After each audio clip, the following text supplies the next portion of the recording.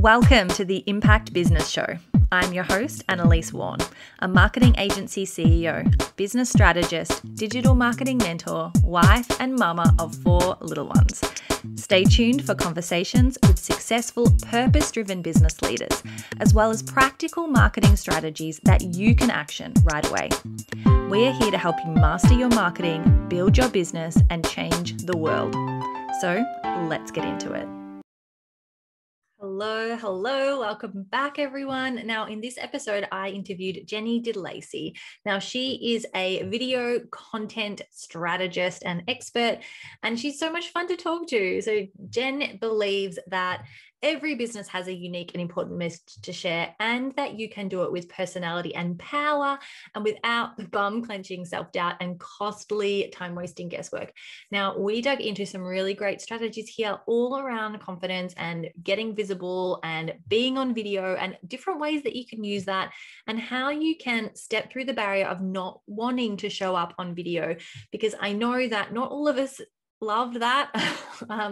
Certainly myself, I really struggled with that getting started. And so I really wanted to dig into some strategy in this episode, and we did. And I hope that you love it as much as I did. So I would love to hear your comments. Wherever you are listening to this, send me a message. Let me know what you think. And without further ado, here is my episode with Jenny De Lacy. All right. Welcome, Jenny, to the show. Thanks so much for joining me. Oh, thanks for having me. I'm really excited. This has been a long time in the making, this one.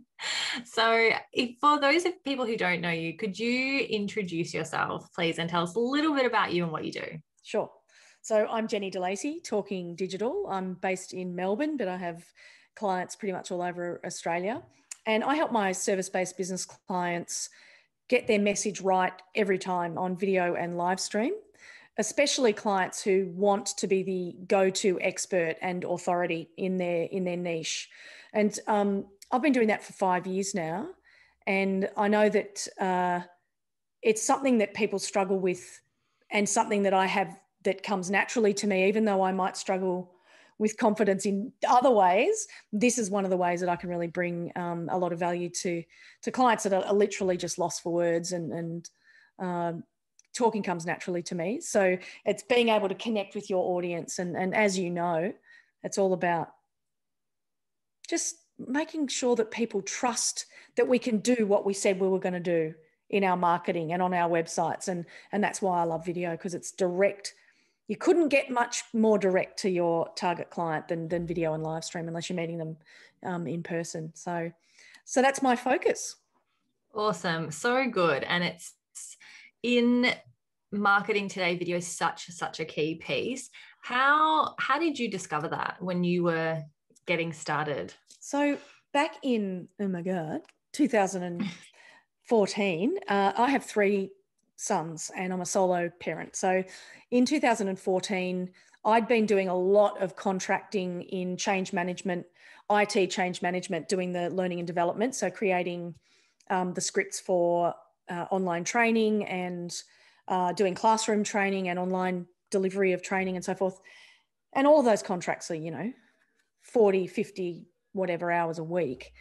And my kids were feral. And I just realized that, honestly, you have to move away from the contracting. It's not viable to raise kids and get them to sport and all that sort of hoo-ha, and maintain my sanity. So originally I jumped into copywriting because, one, I wanted a break and I wanted to be behind my computer. I was happy to be by myself. Didn't last very long. But I loved copy because, again, it was about how can I help people reach the human who is going to make the buying decision, or how do we reach the human that we want to affect some kind of change in, which is what I'd been doing all my career anyway.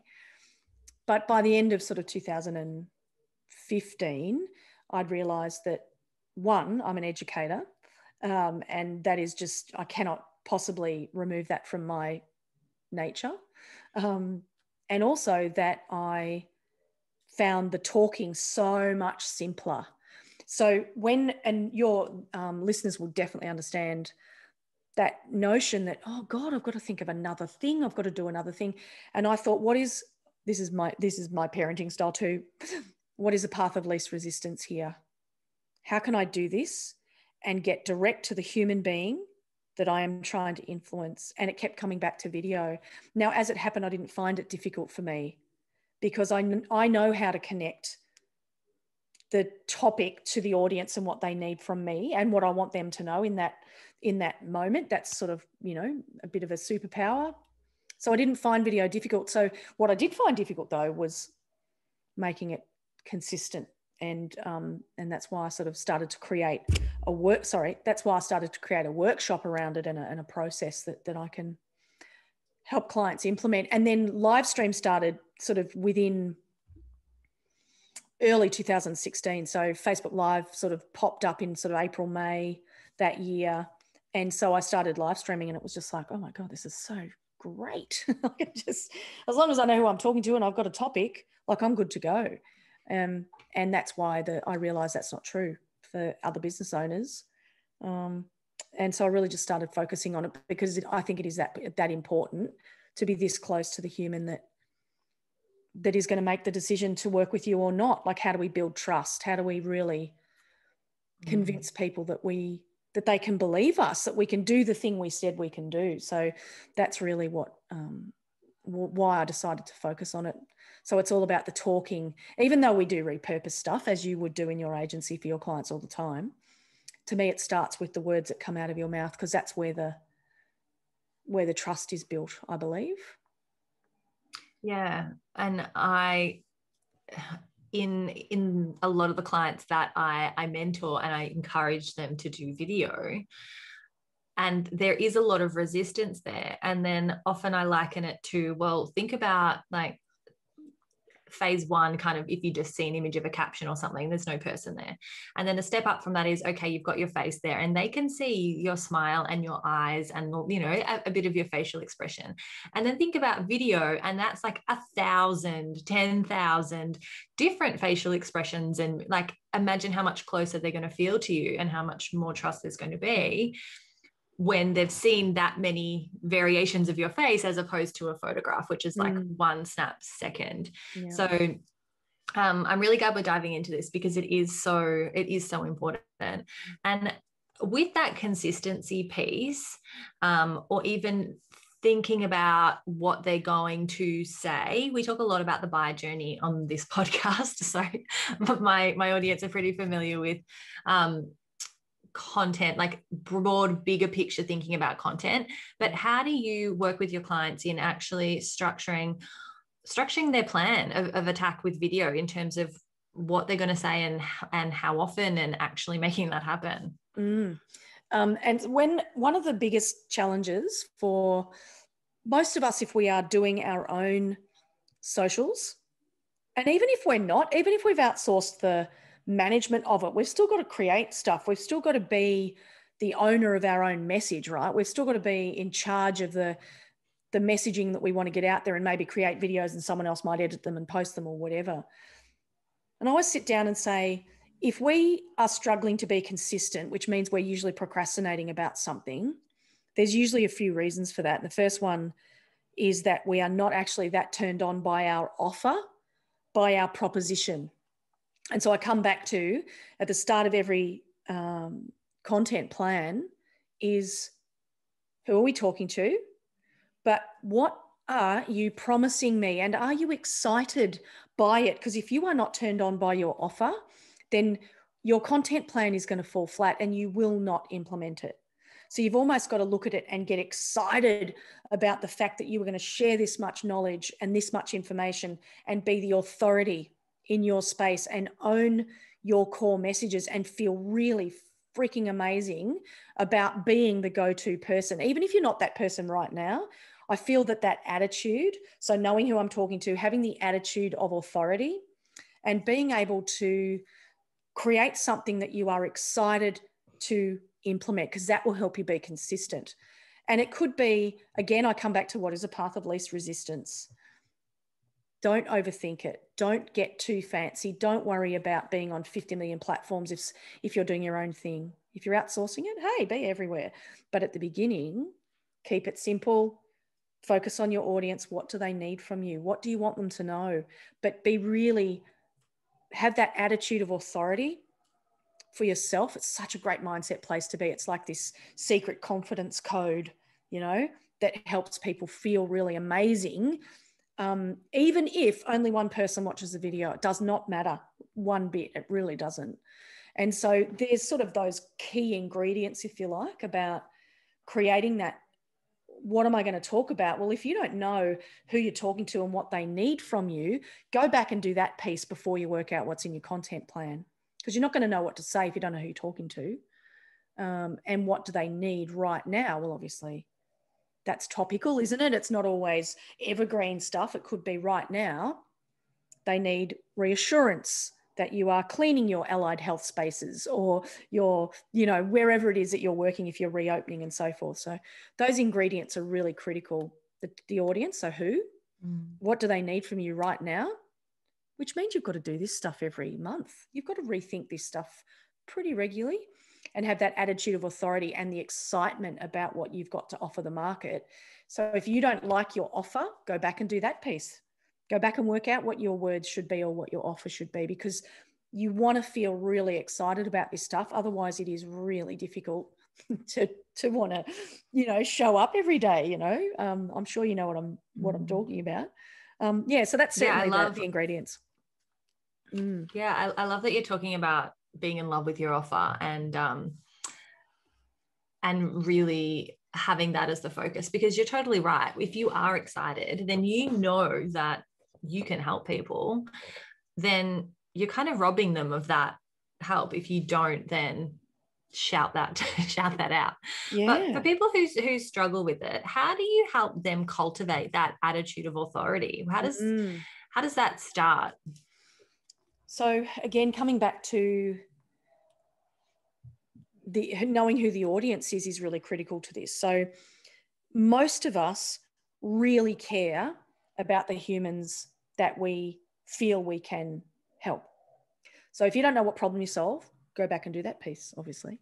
But in that moment, so let's actually break it down. There's probably 3 different places that I see fairly regularly that people really struggle with confidence. The first one is, I don't even know what to say.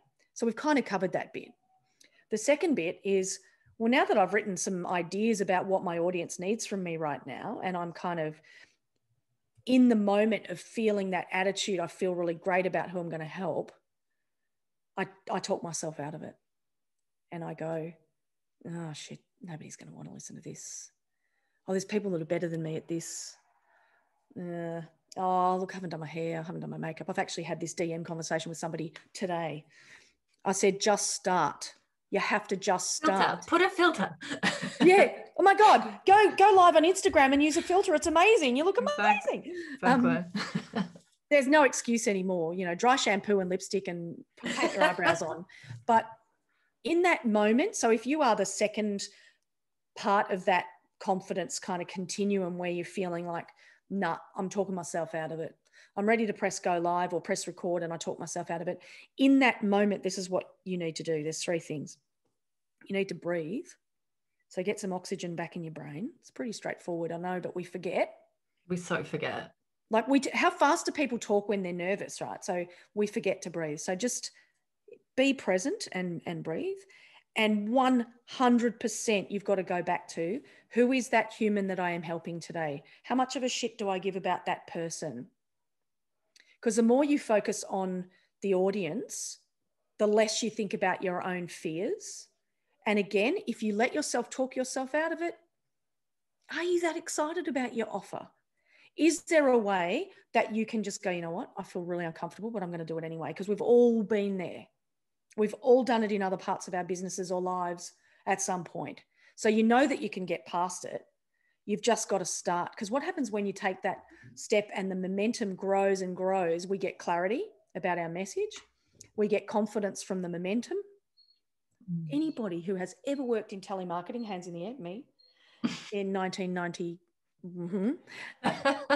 you do a few phone calls. How much better do you feel after the first, second, third? You're on fire. You anticipate their reaction. You know the words that feel right when you say them, blah, blah, same thing.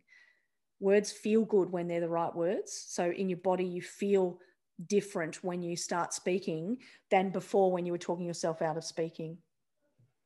And so that's the kind of critical moment of, I'm going to talk myself out of this. I'm just about to press the button, breathe, really focus on your audience and come back to that.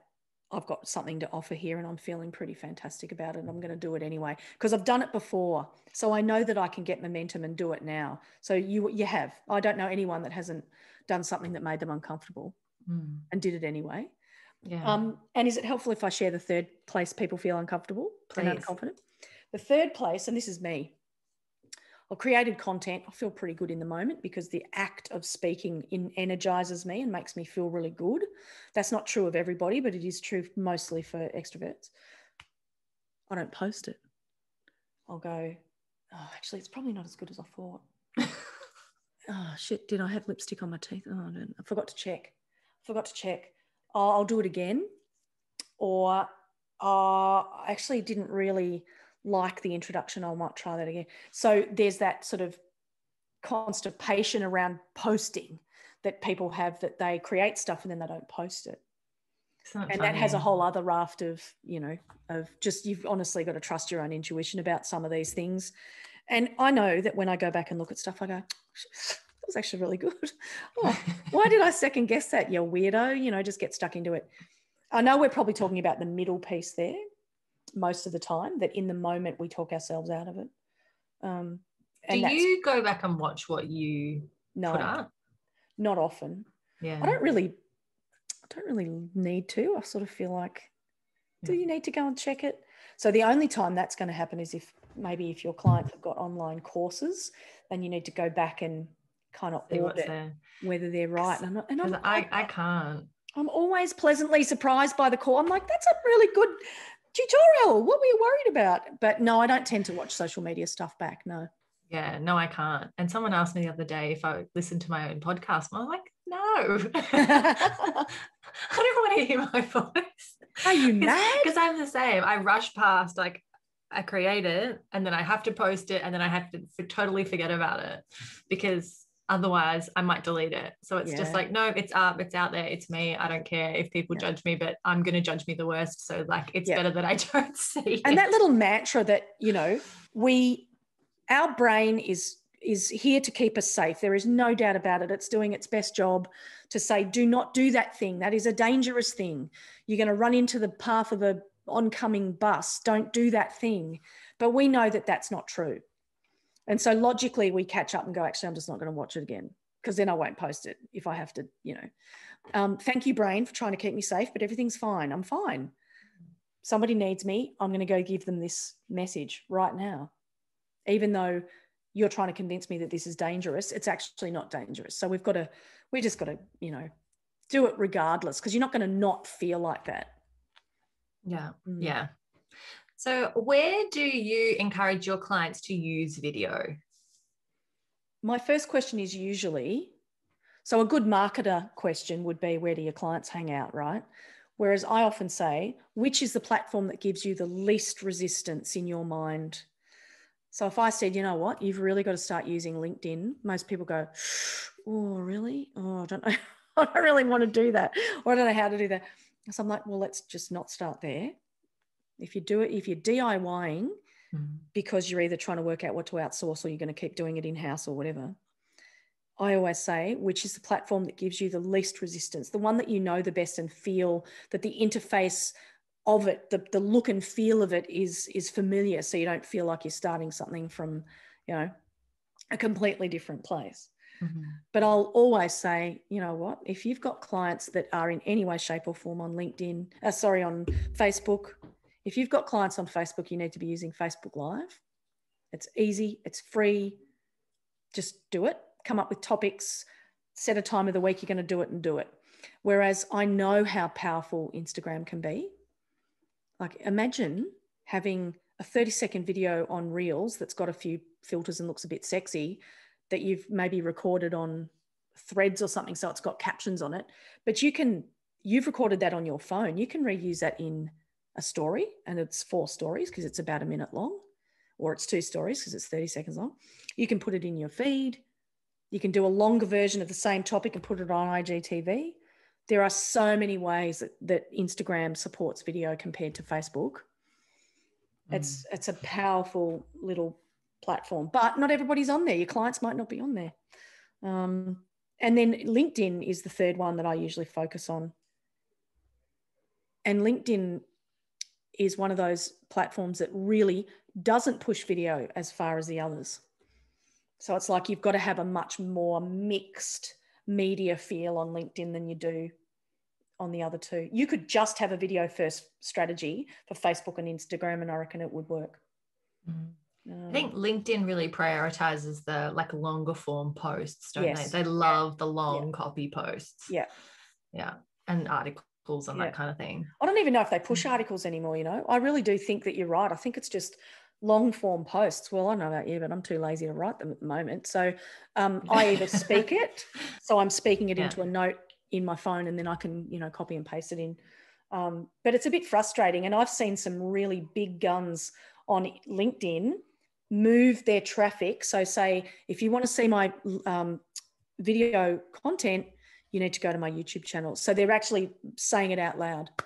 When you're on LinkedIn, this is what you're going to see from me. If you want tutorial stuff, it's over there and really starting to try and move their traffic, which of course LinkedIn doesn't like either. What about the short video? What about if the short videos, we transcribed that and put it as a LinkedIn post? That might be an easier way to get around it. Because I'm with you. I'm with you with writing, like even blog posts. I used to do them every week, and now I'm like, oh man, like finding the pressure time of the topic and the title. And finding the time to like get the sentence structure right. Yeah. Once you're in video, it's so much easier to just press record for 5 minutes and there's so much less pressure. I don't know why, but yeah. To me, that is elegant simplicity. Yeah. Because you could be driving your car along and say, Siri, take a note, and speak for 5 minutes, and it will be a text note that you can copy and paste in. Or create a video regardless, and let's say it's a minute long, and you're going to put it in stories on Instagram, and you can post it everywhere else that you want to post it, but you transcribe it on either while you're speaking, you can transcribe, but you can also get, there's a couple of different methods I use for that. Happy Scribe, you pay the license and you get 2 hours of transcription a month. It's amazing.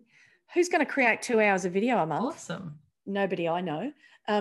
It's not hugely accurate, but it's still really quick to transcribe. And rev.com, if you can't be bothered, you can send it away. But I really do. I love that idea. Just have your topic, know what the first 25 words that are going to come out of your mouth, the key points you're going to make, and your call to action, put them in a video and transcribe it. And that is a really elegant little blog or long form post. Yeah. Let's dig into that. So that was a really good structure. So is that how you kind of help your clients figure out and stay on topic so they're not waffling for, you know, 3 hours? And we're all prone to waffle for a few different reasons. One, we haven't prepared enough. So we're making it up as we go. And so we say a lot, and we digress a little bit, and then we feel like we're waffling. So then we panic a bit. We try and come back on topic. And so we waffle because we haven't prepared, pretty much. And I always say, if you want to keep and we're nervous and we haven't been breathing and doing the other things we just said before, but if you want to keep your videos really short and succinct, you must plan them. You must sit down and say, what is the purpose of this piece of content? And I'm sure that you tell your clients this all the time. Every piece of content has to earn its place. So what is the core purpose of this one piece of video? And that usually ends up being the title. So if I say, I'm going to share my 4 ingredients to grow your authority as the go-to expert in your niche, then I know that I've got 4 ingredients I'm going to talk about, right? So I've already given it a name. I've already worked out what I'm going to say at the beginning. Do you want to be the authority in your niche, the go-to expert for the thing that you are really passionate about? Here are the 4 ingredients you need to do that. 1, 2, 3, 4. Call to action. You can learn more on my website. Why don't you connect with me here on LinkedIn? Whatever your call to action is. Why don't you go check out thing? Remember to check out this blog post, whatever the call to action is at the end. And that's it. So book ending What are the first pretty much 10 seconds of words that are going to come out of your mouth? What's the call to action? What is the thing you want me to do at the end? And it could just be, thanks for watching. Don't forget to subscribe. Hey, connect with me here on, there's a myriad of them. I'm sure you already go through that many times. But by choosing a purpose for that video, I have already worked out exactly what the 4 points that I'm going to make are going to be. And it just keeps it. One shot usually means you don't have to do 50 million takes and never post any of them because you get really exhausted and you hate yourself. And they're short, so they're easy to post, they're easy to transfer, they're easy to transcribe for blogs, and it's just a really lovely way to set it up. Have a little framework that you use. You get bored and you might want to do a different framework, but that is a great place to start. Yeah, so good. And I think that really makes it a little bit more manageable rather than going, okay, record a 10-minute video. You say, no, do a quick introduction, have 3 to 5 points, sign it off with where you want them to go after that. And I think that breaking it down, at least for me in my mind, goes like, oh, of course I can do that. Like, of course I can. Yeah, because otherwise rather it's this big than nebulous, having this open-ended. Yeah, otherwise it's a big blob, isn't it? It's a big kind of nebulous blob that you've got to do video. Like, what does that even mean? What does that mean for me? And there are elements that are pretty much the same for everybody, and that's one of them. Having a structure, being prepared, so not just trying to wing it. People who say they wing it are usually lying. Did you know that? They're not winging it. Okay. They literally know their shit so well that they don't have to do any work beforehand. They can just open their mouth and they're speaking because they already know their stuff. Well, that's what you did here. Well, Jenny. Exactly. Well, there you go. Good point. It's you in a nutshell. So when you what do you think about video on a website? So when you come on to a website, do you talk to your clients about how they might utilize it there, or is that really kind of personal preference? Look, I think if you've got a website, you've got to have video on it, really, because let's take a couple of different scenarios. Let's take a contractor, sole trader, freelancer like me. Clearly, my personal brand is my business. So I want video on my website. So you see me more and you hear me talk and you see my areas of authority and you trust me and you want to work with me. But let's say you've got a product-based business. Well, don't I want to see the products in video and not just static images? Don't I want to see potentially the maker behind or the creative process potentially behind that that's really engaging? One of the most watched videos probably 2019 was something like New Balance, or pretty sure it was New Balance, and how they actually make the shoe. It wasn't even an ad for a specific shoe. It was just a brand ad. And it was so engaging that it won awards, I think, because everybody was watching how in time lapse, how the shoe was made. It was fascinating. So if you think about that for a small business owner with a product, we want product videos that show how people use the product. We might want maker sort of creative process videos. We might want to know sort of an origin story of why this business, why these products. I might want to see the team, frequently asked questions videos. So every opportunity we have to connect directly to our target market, the more we should be using it, really. And it also that has SEO benefits, as you would be doing for your clients for sure as well. Consider it a personal kick up the bum, Jenny. we're redoing my website at the moment, actually. So I'll have to get some video in there. I was just thinking about the human being that's going to land on that homepage. What are they expecting? What would engage them and keep them there a little longer, but also inform them a bit? Maybe there's a really short 30-second reel at the top and a longer explainer video down the bottom. Maybe there's testimonial videos down the bottom. Like, there's lots of different ways you can do it, but only you know who you're attracting to land on your website, and you'll be able to match that to them. Yeah, I think my relationship with video has definitely been an evolving one. I was the I was the woman who would get up and on stage and literally physically shake when I was speaking in front of people, and slowly wore that off. And the first videos I did, 2 years ago, were terrible, like absolutely terrible. But I had made a commitment to someone I was collaborating with to create these videos, and so I did. And if it wasn't for that agreement, there's no way I would have. And so now I love video. I'm on live video every week, and I run a 9-day workshop that's all video, but it's all quite like this, like ad hoc. It's not, hasn't got that polished element. So I think that's probably still a bit of a block for me, is creating something that is a bit more perfect. So thanks for challenging me on that, to kind of make me rethink how I am thinking about that and how I can incorporate it in my website. So hopefully that kind of transfers to listeners as well in some capacity. So I appreciate it, Jenny. You're welcome. So where can people find you? How can you help people? How do you help your clients overcome this? What is it that how can we learn more about what you do? So with I'm in all the places, obviously. So if you just Google Jenny De Lacy, you'll find me on LinkedIn and Instagram and Facebook, and my website is talkingdigital.com.au. But there's a few different ways I help clients. I don't do a lot of ongoing mentoring coaching. That's just not really my model. What I do though is a Kickstarter, which says, what is our content strategy for video? What is the block? So is it one of those three places where the confidence is lacking? We tackle that together, and we come up with really about a month's worth of video ideas and content, and I teach you how to do it, and off you go. And I do focus mostly on live stream for that, because I do think it is the simplest one to pick up and do. Even though people panic about it, it's got less faff, trust me. It's actually much more elegantly easy. And you don't have to save it. You don't have to save it.